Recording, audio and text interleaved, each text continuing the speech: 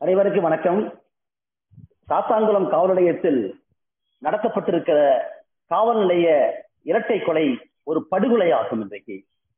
அதை இன்றைக்கு மக்கள் மன்றத்திலே கொண்டு வந்திருக்கிற மக்கள் கண்காணிப்பதற்கு குறிப்பாக வழக்கறிஞர் ஹென்றி ஜிபேர் அவர்களுக்கு மிகுந்த முக்கியத்துவம் உண்டு. காரணம், தமிழகத்திலே கடந்த 20 ஆண்டுகளுக்கு மேலாக சித்திரவதைக்கு எதிரான இயக்கத்தை ஒவ்வொரு ஜூன் மாதத்திலும் காடுகள் மலைகள் தொடங்கி நகரம் வரைக்கும் மக்களை எல்லாம் திரட்டி அவற்றை பயிற்றுவித்திருக்கிற பெருமை உண்டு என்ற காரணத்தினால், அந்த உரிமையோடு அவர்களோடு நான் சேர்ந்து பயணித்திருக்கிற காரணத்தினால் இந்த நிகழ்வை நான் உண்மையிலேயே ஒரு அற்புதமான விஷயம் நான் பார்க்கிறேன். காரணம், ஒரு பக்கத்தில் கொல்லப்பட்டிருக்கிறவர்களுக்கு நம்முடைய வீர வணக்கத்தை செலுத்துகிற போது, இந்த காவல் நிலைய மரணம் என்பது சித்திரவதைகளிலேயே மனித உரிமை மீறலிலேயே மிக கொடூரமானது. காவல் நிலைய கொலை என்பது எல்லோருக்கும் தெரியும். லாக் அப் டெத் என்பது அந்த காவல் நிலையத்தில் நடக்கக்கூடிய டார்ச்சர் சித்திரங்களை பற்றி எல்லாம் நாம் இன்றைக்கு பல நீதிமன்றங்களிலே வழக்குகளிலே பயிற்சி பட்டெல்லாம் கூறியிருக்கின்றோம். இது ஏதோ இன்றைக்கு நடந்திருக்கிற ஒன்றல்ல. சுதந்திரத்துக்கு முன்பும் சுதந்திரத்துக்கு பின்பும் எத்தனையோ மக்களுக்காக போராடியவர்களை, குறிப்பாக கம்யூனிஸ்டுகளை காவல் நிலையத்தில் வைத்து நடத்தப்பட்ட நரவேட்டை என்பது பல பேருக்கு தெரியாமலே போயிருக்கிறது. ஆனால் தமிழகத்தை பொறுத்தவரையிலும் நான் 2 முக்கியமான விஷயத்தை நான் சொல்ல விரும்புகின்றேன். ஒன்று, வீரப்பன் தேடுதல் வேட்டையிலே வீரப்பனை பிடிக்கிறோம் என்ற பெயரில் பழங்குடி மக்களை எல்லாம், மேற்கு தொடர்ச்சி பகுதியில் மக்களை எல்லாம், பெண்களை எல்லாம் ஒர்க் ஷாப் என்ற பெயரில் STF தேவாரம் தேர்ந்தெடுக்கக்கூடிய படை நடத்தியிருக்கிற அட்டூழியங்கள், பாலியல் வன்முறைகள், அடக்குமுறைகள், கொலைகள் ஒன்றல்ல. அதை மக்கள் கண்காணிப்பகம், நான் சார்ந்திருக்க பழங்குடி மக்கள் சங்கம் போன்ற அமைப்புகள், சோகோட் போன்றவர்கள் எல்லாம் சேர்ந்து நாம் கடுமையாக போராடி ஒரு சதாசிவா கமிஷன், நரசிம்ம கமிஷனை போட வைத்து அதில் பல பேரை கொண்டு போய் நிற்க வைத்து வாக்குமூலம் கொடுக்க வைத்த பின்னால் ஒரு 89 பேருடைய வாக்குமூலத்தை பற்றி ஏற்றுக்கொண்டு அத்துமீறல் நடந்திருக்கிறது என்று மட்டும் சொன்னார்கள். இடைக்கால நிவாரணம் கொடுத்தார்கள். ஆனால் குற்றம் செய்திருக்கிற காவல்துறையினர் இன்றைக்கு வரைக்கும் அதிலே அவர்களுக்கு தண்டனை வழங்கப்படவில்லை. அது மட்டுமல்ல, குற்றம் செய்தவனுக்கு இன்றைக்கு வேறு பரிசும் பொருளும் கொடுக்கப்பட்டது, பதிவு கொடுக்கப்பட்டது. இதனை மக்கள் கண்காணிப்பகம், நான் சார்ந்திருக்கிற பழங்குடி மக்கள் சங்கம், பொதுவுடைமை கட்சிகள் என்று எதிர்த்தன. அதே போல் நல்லகாமன் வழக்கு வாடிப்பட்டியிலே பட்டப்பகலில் பிரேம்குமார் தேசை அவரை இழுத்து சென்ற ஜட்டியோடு அடித்து கொடுமைப்படுத்திருக்கிற காட்சிக்கு எதிராக நம்முடைய அருமை தோழர் ராஜு வழக்கறிஞர் சார்ந்திருக்கிற அமைப்பின் சார்பாக நாங்கள் மதுரை நீதிமன்றத்தில் வழக்காடி அந்த பிரேம்குமாருக்கு தண்டனை வாங்கி கொடுத்தோம். அதற்கு பின்னால் அன்றைக்கு PSO 151 இருந்தது. அதற்கு பின்னால் மனித உரிமை இயக்கத்துடைய போராட்டங்களுடைய வீர வரலாறு உண்டு. அந்த வரலாற்றிலேதான் நமக்கு தெரியும், ஜோகேந்திரகுமார் வழக்கில் 94 ஒரு வழக்கை FIR போடுவதற்கு உரிமை இருக்கலாம், ஆனால் அவரை கைது செய்வதற்கு ஜஸ்டிபிகேஷன் ஃபார் அரெஸ்ட் என்று சொல்லக்கூடிய 3 நீதிபதிகளுடைய தீர்ப்பு வந்தது. அந்த தீர்ப்பு வரலாற்று முக்கியத்துவம் வாய்ந்த தீர்ப்பாகும். அதை தொடர்ந்து TK பாசு வழக்கிலே 11 கமாண்ட்மெண்ட்ஸை கொடுத்தார்கள். இவரெல்லாம் காவல் நிலையத்திலே போர்டு வைக்கப்பட வேண்டும் என்று உத்தரவு போடப்பட்டது. எந்த போலீஸ் ஸ்டேஷன் நாங்கள் கத்தி போடவில்லை. காரணம், காவல்துறை பிரிட்டிஷ் காலனி ஆதிக்கத்தினுடைய தொடர்ச்சியாகத்தான் இன்றைக்கு இருந்தது.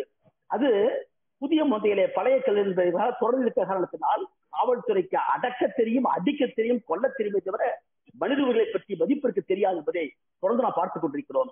அது மட்டுமல்ல, நான் சமீபத்தில் புதுச்சேரியில இதே போன்ற ஒரு வழக்கு, ஒரு தலித் இளைஞரை பொய் வழக்கு போட்டு, திருட்டு வழக்கு போட்டு காவல் நிலையத்தில் அடித்து அங்க இருக்கிற காவல்துறை அதிகாரத்தில் மருத்துவ சான்று பெற்று ரிமாண்ட் செய்யும் போது இதே போலத்தான் அங்க இருக்கிற ஒரு ஜெயம் அதை பார்க்காமலே செய்து காலப்பட்டு காவல் நிலைய ஜெயிலில் வைத்து ஜெயில் சூப்பரண்டும் அங்க இருக்கிற காவல் நிலையத்தில் அங்க இருக்கக்கூடிய மருத்துவ அதிகாரி கூட கண்டுகொள்ளாமல் இறந்து போனார். வழக்க அங்க இருக்கக்கூடிய உரிமை போராளி சிவகுமாருடைய வீழ்ச்சியால் அங்கே போலீஸ் கம்பெனி அத்தாரிட்டி என்று ஒன்று இருந்தது. ஆகவே ரிட்டையர்டான ஹைகோர்ட் ஜட்ஜ் ஜெயசூர்யாவுடைய தலையீட்டின் பேரில நாங்கள் அதை போராட்டத்தை துவக்கி அந்த வழக்கை SCST மட்டுமல்ல, காவல்துறையில் இருக்கிற அந்த ஆய்வாளர், மருத்துவ அதிகாரி, காலப்பட்டு ஜெயில் சூப்பரண்டு, மருத்துவ அதிகாரி அத்தனை பேரையும் வழக்கிலே சிக்க வைத்து அவர்கள் முன்பினை கேட்டு போராடினார்கள். நீதிமன்றத்திலே போய் நின்று வாதாடி ஜஸ்டிஸ் கார்த்திகேயன் அந்த வழக்கை பார்த்து விட்டு அந்த வழக்கில் இருக்கிற மெத்தனத்தை கண்டித்து புதுச்சேரி அரசாங்கத்தின் மீது 1 லட்சம் ரூபாய் பெண் செய்தார். இன்றைக்கு அதே போல நான் பல வழக்கை சொல்ல முடியும். இந்த வழக்கை பொறுத்தவரை 3 விவரங்கள் தான். நான் குறிப்பதெல்லாம் அர்னேஷ்குமார் வழக்கு மட்டுமல்ல, தமிழ்நாட்டிலே நக்கீரன் கோபால் அவர்கள் கைது செய்யப்பட்ட போது அதற்காக அப்போது கோபிநாத் செல்லக்கூடிய சென்னை பெருநகர் நீதிபதி அந்த வழக்கில வழக்கறிஞர் பெருமக்கள் இல்லை என்றால் அவர்கள் போய் நின்று வாதாடினார்கள். அப்போது இதில் ரிமாண்ட் செய்வதற்கான அடிப்படை காரணம் இல்லை என்று சொல்லி அதனை அவர் நிராகரித்த போது அவரை முதலில் நீதிமன்றத்துக்கு வரவழைத்தார் ஜஸ்டிஸ் ஆனந்த வெங்கடேஷ். சிம்மாட்டிக்கா என்று சொல்லி கேட்டார். ஆனால் முழுமையாக அந்த வாதத்தை கேட்ட பின்னால் அவர் கொடுத்திருக்கிற தீர்ப்பு, நான் இந்த இணையவழி கருத்தரங்கத்தில் அனைவருமே பார்க்கிற காரணத்தினால் இதை சொல்வது அவசியம் என்று நான் கருதுகின்றேன். அது கிரிமினல் ஓபி நம்பர் 26/888/2018 7/1/2019 என்று சொல்லக்கூடிய ஜஸ்டிஸ் ஆனந்த வெங்கடேஷுடைய தீர்ப்பு மிக அற்புதமான தீர்ப்பு. அந்த தீர்ப்பிலே அவர் சொல்லுகிறார், ஒரு அரசியல் சாசனத்தை காக்க வேண்டிய பொறுப்பு என்பது எல்லோருக்குமே உண்டு. ஒரு கைது, அதுக்கப்புறம் ரிமாண்டு, இந்த ரெண்டிலேயுமே மனித உரிமை மட்டுமல்ல. இன்னைக்கு அரசியல் சாசனத்தை பற்றி மோடி பேசுகிறார், நான் அரசியல் சாசனத்தை மதிப்பிடுகிறார். அதுல மகிழ்ச்சி அர்ப்பணிப்பது அரசியல் சாசனத்துடைய பிரிவு 21 right to life, it is with dignity, மனித தன்மையோடு கண்ணியத்தோடு கொண்டிருக்கக்கூடிய அந்த மனித வாழ்க்கை என்பது வெறும் மேடையிலே பேசால் போதாது, நடந்து காண்பிக்க வேண்டும். அந்த அடிப்படையில அவர் இன்றைக்கு வந்து கொண்டிருக்கிறார். எனக்கு என்ன வருத்தம் என்று சொன்னால், நீதிமன்ற நடுவர்கள் இந்த தீர்ப்புக்கு பின்னால் இந்த தீர்ப்பிலே சொல்கிறார், a copy of the judgment shall be marked to the Director General of Police, Chennai, and Inspector General of Police of various zones of Tamil Nadu for immediate follow-up and compliance in all future cases. The judicial officers shall also be apprised of the principles enunciated in the judgment through the Tamil Nadu Judicial Academy in order to ensure strict compliance என்று சொல்லி அற்புதமான ஒரு தீர்ப்பு வழங்கியிருக்கிறார். ஆனால் அது மட்டுமல்ல, அந்த ஜுடிஷியல் மேஜிஸ்ட்ரேட் கோபிநாத்தை பாராட்டி இருக்கிறார்.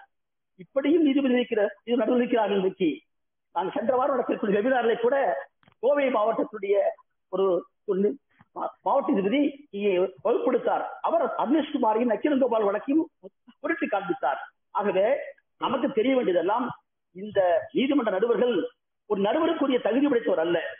சந்திரசேகர் சொன்னதை அவர் டிஸ்மிஸ் செய்யப்பட வேண்டும் என்று கேட்டால், திட்டமிட்டே தான் ரிமாண்ட் செய்கிற போது ஒரு ஜுடிஷியல் அவருடைய வந்து இன்றைக்கு திருப்திக்கு இணங்க அவருடைய அப்ளிகேஷன் ஜுடிஷியல் மைண்ட் இல்லை என்று பார்க்கின்றோம். ஒரு பக்கத்தில் காவல் நிலையத்தில் வந்து இன்றைக்கு கொடுக்கப்பட்டிருக்கிற வரையறைகள் பூரா இன்றைக்கு வேறப்படுகின்றன. அதுல இன்றைக்கு அவரை கொஞ்சம் ரிமாண்ட் செய்கிற போது அவர் பார்க்காம இவர் இங்கே வைத்து அடித்திருக்கிற காட்சி என்பது சாதாரணமான ஒன்றல்ல. நாம் வெறும் ஸ்ரீதர் மட்டுமல்ல, பாலகிருஷ்ணன் மட்டுமல்ல, மற்ற காவல்துறை அதிகாரிகள் கூட இருக்கிறார்கள். எனக்கு தெரிய 176(1A) என்பது பழைய போலீஸ் ஸ்டாண்டர்ட் ஆர்டருக்கு பின்னால் 176 திருத்தி 176(1A) என்று இன்றைக்கு மாற்றப்பட்டிருக்கிறது. அது சம்பந்தமாக ஜஸ்டிஸ் நாகரத் அவருடைய அற்புதமான தீர்ப்பு ஒன்று கஸ்தூரி ஸ்டேட் வழக்கில் கொடுக்கப்பட்டிருக்கிறது. இது ஒரு நீதிமன்றத்துடைய விசாரணை, இன்கொஸ்ட் conducted with the judicial magistrate is equivalent to that of a judicial inquiry. It is not equivalent to that of a police inquiry investigation. இந்த வழக்கிலே நான் விரும்பி கேட்டுக்கொள்ள எனக்கு அந்த வாய்ப்பு கிடைக்கவில்லை வந்து பார்ப்பதற்காக. எனக்கு இந்த வழக்கு சுயமோட்டாக எடுத்த போதே மதிப்புக்குரிய நீதிநாயகம் பிஎன் பிரகாஷுடைய அமர்வு நிச்சயமாக அந்த நடுவரை வரவழைத்து கேட்டிருக்க வேண்டும். அது மட்டுமல்ல, 176(1A) என்று சொல்லக்கூடிய இந்த அந்த இன்வெஸ்டிகேஷன் இன்கொஸ்டை பொறுத்தவரை மிக சரியாக நடத்தப்பட்டிருக்க வேண்டும். அப்போதுதான் நியாயம் கிடைக்கும். ஏன்னு கேட்டால், முதலமைச்சர் கூறுகிறார், எந்த முதலமைச்சர் தூத்துக்குடியிலே 13 பேரை சிட்டுக்குருவி பேரை சுட்டுக் கொன்ற போது நாங்கள் ஃபேக்ட் ஃபைண்டிங் நான் போயிருக்கிறேன். அங்கே நான் ஏற்கனவே எல்லா விதத்திலும் எடுத்துக்கொண்டு போனேன். எப்படி நடந்தது எனக்கே தெரியும், யார் அது உத்தரவிட்டாங்க எனக்கே தெரியாது சொல்கிறார். ஆனால் ஒரு டெப்டி தாசில்தார் தான் உத்தரவு கொடுத்திருந்தார். நான் தான் அங்கே ஒரு அமலப்படுத்தினேன். அதே முதலமைச்சர் தான் இன்றைக்கு ஏதோ ஒன்றுமே தெரியாத போல பணத்தை கொடுத்தா போதும் பேசுகிறார். ஒரு பக்கத்துல அரசியல் சாசனத்தை பற்றி பேசுகிறார் மோடி, அவருக்கு துணையாக இருக்கக்கூடிய எடப்பாடி இங்கே ஏதோ தெரியாது எப்படி பேசுகிறார். சொன்னதை போல மாவட்ட காவல்துறை கண்காணிப்பாளர் பொறுப்பேற்க வேண்டும். அக்கௌண்டபிலிட்டி அவருக்கு தான் உண்டு. இங்கு மட்டுமல்ல, இதை தொடர்ந்து குமரேசன் சொல்லக்கூடிய வீரகேளத்தை சார்ந்த பேர் இதே போல அடித்துக் கொள்ளப்பட்டிருக்கிறார். மதுரையிலே சிபிசிஐடி ஆபீஸ் கொண்டு போகப்பட்டிருக்கூடிய ஒருவர் இன்றைக்கு இதே போல அடித்துக் கொள்ளப்பட்டிருக்கிறார். தமிழ்நாடு முழுக்க ஏறக்குறைய எனக்கு வந்து செய்தி பிரகாரம் 82 வழக்குகள், வன்கொடுமை வழக்குகள், தலித்துகள், விளிம்புநிலை மக்கள் பாதிக்கப்பட்டிருக்கிறார்கள். ஆகவே இந்த பிரச்சனை போலீஸே கூடாம் என்று சொல்லாமா? இன்றைக்கு இருக்க ஜனநாயகம் என்பது முடியாட்சிக்கு மாற்றான ஒன்று. ஆனால் இது முதலாளித்துவ ஜனநாயகம். பழைய பழைய பிரிட்டிஷ் ஆட்சி காலத்துடைய தொடர்ச்சியில் அப்படி நமக்கு இருக்கின்ற இதை ஜனநாயகப்படுத்த வேண்டும் என்று சொல்லி பிரகாஷ் சிங் வழக்கிலே போலீஸ் ஆபீஸ் தலைமையில ஒரு கமிட்டி அமைத்து போலீஸ் மிஸ்கா போடப்பட்ட போது இவைகளை எல்லாம் காவல்துறை அதிகாரிகள் நீதிமன்ற அதிகாரிகள் அத்தனை பேருக்கு பயிற்சி கொடுக்கப்பட்டிருக்கின்றன. ஆனால் அவருடைய சிந்தனை முழுக்க சாதியமாக ஆதிக்கமாக இருக்கிற காரணத்தால் தான் மக்களை பற்றி அவருக்கு கவலை இல்லை. ஆகவே நீங்கள் குறிப்பிட்டிருப்பதை போல இந்த வழக்கிலே நாமும் கட்சிக்காரராக சேர வேண்டும்.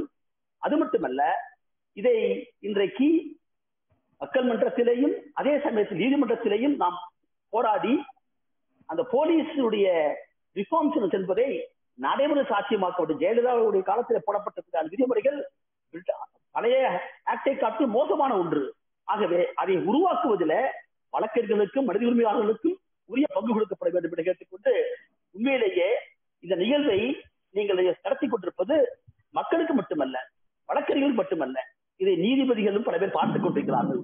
எனவே நான் வேண்டி கேட்டுக் கொள்வதெல்லாம், உச்ச நீதிமன்றம் இன்றைக்கு பார்க்கிறோம், பல வழக்கறிஞர்கள் உரிமைக்காக போராடுகிற போது, மைக்ரண்ட் ஒர்க்குக்காக போராடுகிற போது அதை பற்றி அப்பொழுது கவலைப்படவில்லை. 2 வாரத்துக்கு 3 வாரத்துக்கு சிவமோட்டாக இருக்கிறார்கள். அதே போல இன்றைக்கு இங்கிருக்கக்கூடிய நீதிமன்றமும் இது விவரத்துல நம்மை போன்றிருக்கிறவர்கள் சென்று நீதிமன்றத்தில் அமர்ந்து மனித உரிமைக்காக இந்த மாதம் ஜூன் மாதம் என்பது சித்திரவதைக்கு எதிரான மாதம். இந்த மாதத்தில் உலகம் முழுக்க பாயிடுக்காக குரல் கொடுத்துக் கொண்டிருக்கிற போது இதையெல்லாம் கண்டுகொள்ள ஒன்றுமே தெரியாதே போல அந்த 2 பேரையும் கூட்டி போய் வைத்து அடித்துக் கொண்டிருக்கிற செய்தி என்பது ரத்தத்தை கொதிக்க வைக்கிறது. இந்த கோபம் ஆத்திரம் என்பது ஒரு 10 நாளோட இது நின்றுவிட கூடாது. இது ஒரு தொடர்ச்சியான போராட்டம், ஒரு மனித உரிமை கலாச்சாரம் மிக்க சமுதாயத்தை படைக்கிற போராட்டம் என்று சொல்லிக்கொண்டு இந்த வாய்ப்புக்கு நன்றி கூறி அமைக்கின்றேன்.